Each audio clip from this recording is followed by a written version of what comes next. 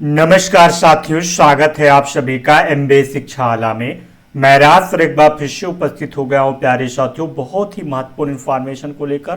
प्यारे साथियों, latest information ये है कि Uttar Pradesh subordinate service selection commission के द्वारा ऑफिशियली तौर पर आज प्यारे साथियों नोटिसों की भरमार कर दी गई है। वो कौन कौन सी नोटिस हैं, किस एग्जाम की जो है डीबी लग चुकी है, शॉर्ट लिस्टिंग किसकी जारी की गई, प्यारे साथियों मास्टर आंसर की किस किस एग्जाम की जारी की गई है, इस विषय पर बात करेंगे। चैनल से अगर आप सभी साथी पहली बार जुड़ रहे हैं तो प्लीज चैनल को सब्सक्राइब करना ना भूलेगा। आज है प्यारे साथियों 1 अप्रैल और आप सभी साथी देख रहे हैं विज्ञापन संख्या 13 परीक्षा 2024 यानी आशुलिपिक की मुख्य परीक्षा। उसके बाद में प्यारे साथियों विज्ञापन संख्या आपका जो है 09 परीक्षा 2023 यानी आपका देखने को मिल रहा है, यानी जो 2022 के पेट से वैकेंसी आई थी आशुलिपिक की, उसकी मास्टर आंसर की जारी कर दी गई है। और आशुलिपिक मुख्य परीक्षा प्रारंभिक अर्थ परीक्षा 2023 के पेट से जो वैकेंसी आई थी 20 जनवरी को आपका प्यारे साथी एग्जाम हुआ था, उसकी भी आंसर की यानी मास्टर आंसर की जारी की गई है। वही मेरे प्यारे साथियों अवर अभियंता यानी जेई का प्यारे साथियों ये शॉर्ट लिस्टिंग के लिए यानी ऑलरेडी आपका एग्जाम डेट निर्धारित कर दिया गया था। शॉर्ट लिस्टिंग के लिए नोटिस जारी की गई है यानी शॉर्ट लिस्टिंग हो गई है, जिनमें से मेरे प्यारे साथियों टोटल अगर देखा जाए तो 4612 पदों पर चयन के लिए प्रारंभिक अर्थ परीक्षा पेट 2023 के स्कोर के आधार पर लगभग मेरे प्यारे साथियों आप जो शॉर्ट लिस्टिंग की गई है देखने को मिल रहा है कितने साथियों का 26,205 अभ्यर्थियों का परिणाम माननीय आयोग द्वारा मुख्य परीक्षा में प्रतिभाग करने हेतु अनुमोदित किया गया है। उक्त के क्रम में प्रश्नगत विज्ञापन के संबंधित समस्त अभ्यर्थियों को यथोचित द्वारा सूचित किया जाता है कि प्रारंभिक अर्थ परीक्षा 2023 के नामलाइजेशन स्कोर के आधार पर चिन्हित अभ्यर्थियों का परिणाम आयोग की वेबसाइट uptrpc.government.in पर अपलोड कर दिया गया है। अभ्यर्थी आयोग की वेबसाइट पर होम पेज पर उपलब्ध उस परिणाम से संबंधित लिख जाकर वांछित प्रविष्टियां अंकित कर अपना परिणाम देख सकते हैं। तो ये तो प्यारे साथियों था कि शॉर्ट लिस्टिंग था। वही मैं बात कर रहा हूं जो आपका सम्मिलित अवर अधीनस्थ सेवा स्नातक स्तरीय प्यारे साथियों जो आपका लोअर पीसीएस वैकेंसी आई है उसमें जो सिलेबस में प्यारे साथियों कुछ करेक्शन किया गया है उसके लिए नोटिस आई है।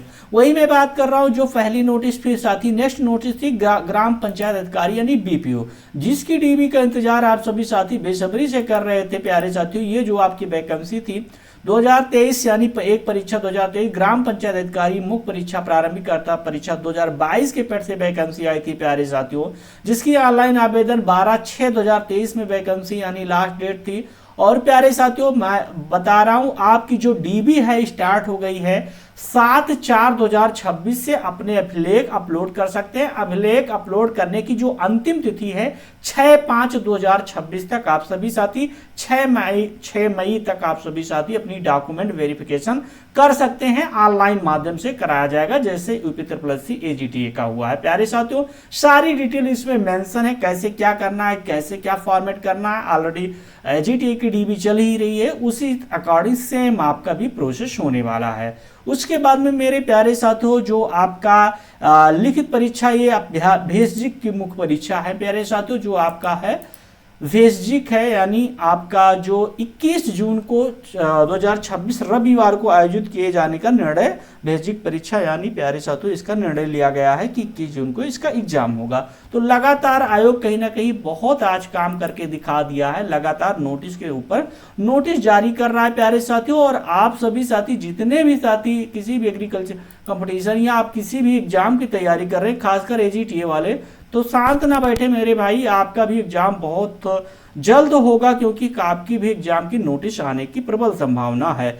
हम बात कर रहे हैं जो आपका मेरे प्यारे साथियों बीपीओ से रिलेटेड जो आपका डीबी है उससे संबंधित कुछ महत्वपूर्ण नोटिफिकेशन चीजें जो मेंशन होती हैं उसको मैं आप सभी साथियों को दिखा दे रहा हूं कि क्या चीजें हैं, क्या कैसे आपको अभिलेख अपलोड करना है। तो प्रश्नगत विज्ञापन के अंतर्गत आयोजित लिखित परीक्षा मुख्य स्कोर के आधार पर ग्राम पंचायत अधिकारी के रिक्त 1468 पदों के सापेक्ष अभिलेख परीक्षण हेतु शॉर्टलिस्ट हो रहे 6113 अभ्यर्थियों का परिणाम माननीय आयोग के अनुमोदन उपरांत दिनांक 17/10/2025 को घोषित किया गया था।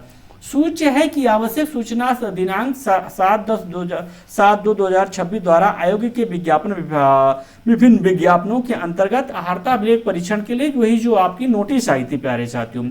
आपकी जो डीबी है 7/4 से स्टार्ट हो जाएगी, 7 अप्रैल से 6/5 तक लास्ट डेट है। इसमें प्यारे साथियों आप सभी साथी केवल ऑनलाइन माध्यम से UPTSSC.government.in के ऑफिशियली वेबसाइट पर ही आप अपने डॉक्यूमेंट अपलोड कर सकेंगे। कोई ईमेल से, कोई स्पीड पोस्ट से आप सभी साथी का जो डॉक्यूमेंट है स्वीकार नहीं किया जाएगा।